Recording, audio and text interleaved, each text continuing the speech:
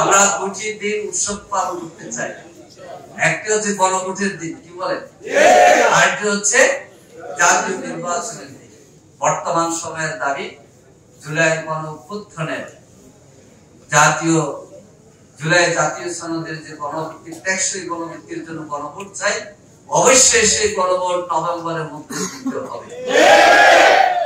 এই গণভোটের মাধ্যমে বিগত 18 বছরে যারা রক্ত দিয়েছে, বিশেষ করে 24শে আগস্ট জুলাই মাসে তাদের আইনি স্বীকৃতি আসবে এবং আমরা সব দল মিলে আগামী ফেব্রুয়ারি মাসে উৎসবমুখর পরিবেশে নির্বাচন করব।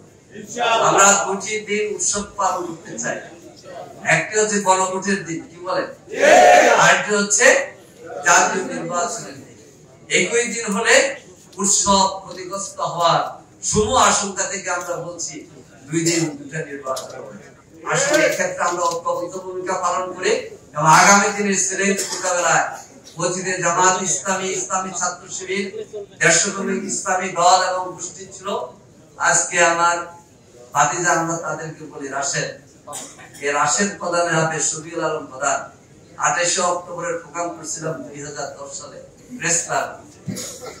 তখন প্রায় 14-15টা দলের প্রধানরা এসেছিল আমাদের গুরু ভাই। আমরা তখন সিটিতে কাছে এই 28 অক্টোবরে আলোচনা সভা নিউজ নিয়ে হলো মামলা।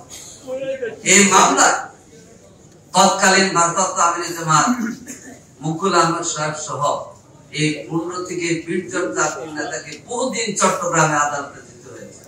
মামলা হয়েছে চট্টগ্রাম। এর মধ্যে শফিউল আলম প্রধান একজন, নিরু ভাই একজন, শামীম মামুন একজন।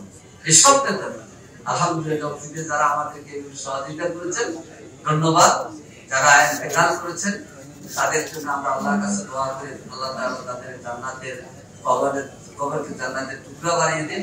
আর যারা আমরা আসি, ইনশাআল্লাহ বেশিরভাগ মুক্ত বাংলাদেশ গঠনে আমরা ঐক্যবদ্ধ থাকবো। আগামী নির্বাচনে ঐক্যবদ্ধভাবে আমরা লড়িয়ে যাবো।